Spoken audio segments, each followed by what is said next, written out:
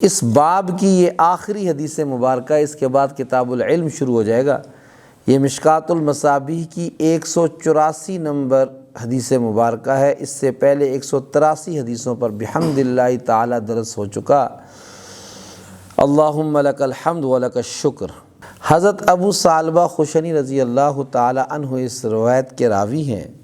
فرماتے ہیں کہ رسول اللہ صلی اللہ علیہ وسلم نے ارشاد فرمایا کہ اللہ جل جلالہ نے کچھ احکام مقرر کیے ہیں، یعنی ان کو فرض وقت کیا ہے، تو جو فرض کیا ہے اس پر عمل کرو، اور کچھ احکام اللہ تعالیٰ نے حرام کیے ہیں، کچھ کام اللہ نے حرام کیے ہیں، جن چیزوں کی حرمت کو بیان کیا ہے ان کی حرمت کو نہ توڑو، یعنی ہر چیز کی اللہ نے حدود رکھی ہے، یہ چیز فرض ہے، یہ چیز حرام ہے، یہ چیز واجب ہے، یعنی اس طرح اللہ تعالیٰ نے حدود متعین فرمائی احکام کی۔ جو فرض ہیں ان کو ضائع نہ کرو بلکہ ان پر عمل کرو، اور جو حرام کیے ہیں ان کی حرمت کو مت توڑو، اور اللہ نے حدود مقرر کی ہیں پس ان سے آگے تجاوز نہ کرو۔ اور اللہ جل جلالہ نے کچھ اشیاء کے بارے میں سکوت اختیار کیا ہے بغیر نسیان کے۔ اللہ بھولے نہیں ہیں، بغیر نسیان کے اللہ تعالیٰ نے بعض چیزوں کے متعلق سکوت اختیار کی، خاموشی اختیار کی۔ لہٰذا جس چیز میں خاموشی اختیار کی ہے اس میں بحث و مباحثے سے اپنے آپ کو بچاؤ۔ دین نام ہے ماننے کا۔ جس وقت بیت المقدس کی طرف منہ کر کے نماز پڑھتے رہے مدینہ میں شروع کے زمانے میں 16-17 مہینے مسلمان، پھر بیت اللہ کی طرف منہ کر کے حکم ہوا کہ بیت اللہ کی طرف منہ کر لو، اب قبلہ تمہارا بیت اللہ شریف ہے۔ جس مسجد میں یہ دونوں چیزیں ہوئیں اس کو کہتے ہیں مسجد قبلتین، مسجد نبی شریف کے قریب ہی ہے مسجد قبلتین، دونوں مصلے وہاں موجود ہیں، چھت کے اوپر، دیوار کے اوپر پچھلی سائڈ پر دوسرا قبلہ بھی ہے، مصلی بھی بنا ہے، اور جو اب ہے وہ بھی موجود ہے، اس طرف تو محراب ہے، مسجد قبلتین۔ تو کسی نے پوچھا کہ بھئی تم لوگوں نے، چلو نبی صلی اللہ علیہ وسلم نے تو قبلہ رخ تبدیل کیا اس لیے کہ ان پر تو وحی اتری تھی، تم لوگوں نے کیوں بھی اس راستے کو اختیار کیا؟ تو انہوں نے کہا کہ ہم قبلہ نہیں دیکھتے، ہم قبلہ نما دیکھتے ہیں، ہم قبلہ نما کو دیکھتے ہیں۔ پہلے قبلہ نما اس طرف کو منہ کر کے کھڑے تھے، ہم بھی ان کی طرف اس طرف منہ کر کے کھڑے تھے، پھر ان کا رخ ادھر کو ہو گیا۔ تو اس وقت میں مشرکین نے اعتراض اٹھایا کہ یہ جو 16-17 مہینوں کے اندر فوت ہو گئے جنہوں نے بیت المقدس کی طرف منہ کر کے نمازیں پڑھی، ان کا کیا ہوگا؟ تو اللہ تعالیٰ نے ایک حکم تو یہ ارشاد فرمایا کہ اللہ تعالیٰ کسی کی محنت کو ضائع نہیں فرماتے، ساتھ یہ فرمایا کہ انہوں نے جو 16-17 مہینے اس طرف منہ کر کے نماز پڑھی وہ بھی اپنے طرف سے تو نہیں پڑھی نا، اللہ کے حکم پر پڑھی۔ تو اصل ہے اللہ کے حکموں کو پورا کرنا۔ دین نام خواہشات کو پورا کرنے کا نہیں ہے کہ میری طبیعت یہ کہتی ہے تو میں اس پر چلوں، بلکہ دین نام ہے اللہ کے حکموں کو نبی کے طریقے پر پورا کرنے کا۔ اپنی بس بعض آدمیوں کی مزاج میں تیزی ہوتی ہے، وہ کہتے ہیں یہ بھی ہونا چاہیے، یہ بھی ہونا چاہیے، یہ کیوں نہیں کر رہے ہو، یہ ان کا اپنی ایک رائے، اپنا مزاج ہے، دین کا مزاج یہ نہیں ہوتا۔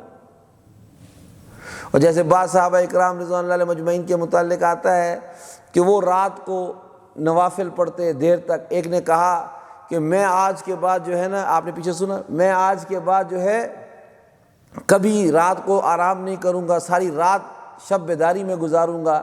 دوسرے نے کہا میں آج کے بعد نکاح نہیں کروں گا، میں بس بغیر عورت کے بس اللہ اللہ کرتا رہوں گا۔ تیسرے نے کہا میں ہر روز روزے میں رہوں گا۔ تو حضور صلی اللہ علیہ وسلم کو جب اس کی اطلاع ملی تو آپ نے فرمایا کہ بالکل نہیں، سب کو جمع کیا، فرمایا بالکل نہیں، دیکھو میں کھانا بھی کھاتا ہوں، روزہ بھی رکھتا ہوں، میں رات کو آرام بھی کرتا ہوں اور رات کو اللہ کی عبادت بھی کرتا ہوں، اور میں نے نکاح بھی کر رکھے ہیں۔ مطلب یہ ہے کہ اپنی طبیعت کے مطابق نہ چلو، بلکہ جو اللہ کا حکم ہے، نبی کا طریقہ ہے، اس کے مطابق زندگی گزار۔ دین تو نام ہی تابعداری کا ہے، اپنی طبیعت کے مطابق چلنے کا نام دینداری تو نہیں ہے۔ اگر عقل کے تابع دین ہوتا تو موضع پر مسا اوپر کی بجائے نیچے کی طرف ہوتا۔ حضرت علی کرم اللہ وجہ سے کسی نے ذکر کیا تو فرمایا کہ عقل دین کے تابع ہے یا دین عقل کے تابع ہے؟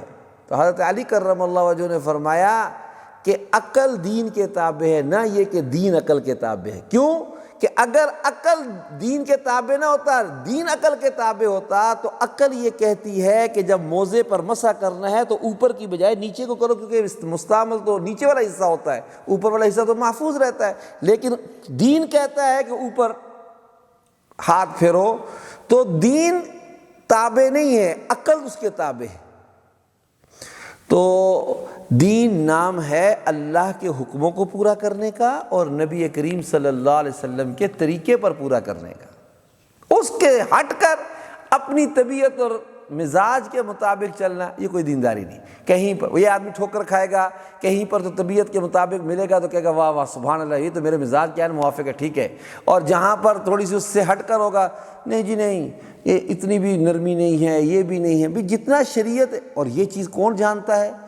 حضرات انبیاء علیہ السلام کی تعلیمات ہے، اور پھر امت کے اندر فقہا، جو فقیہ ہوتا ہے نا، فقیہ، اس کو اللہ رب العزت نے یہ ملکہ عطا کیا ہوتا ہے۔ کیوں کہ وہ قرآن و حدیث اور فقہ اسلامی کا نچوڑ اپنے اندر رکھتا ہے، تو وہ ہر چیز کو حد اعتدال میں لے کر آتا ہے اور پھر اس کے موافق ایک راہ اور راستہ متعین کرتا ہے۔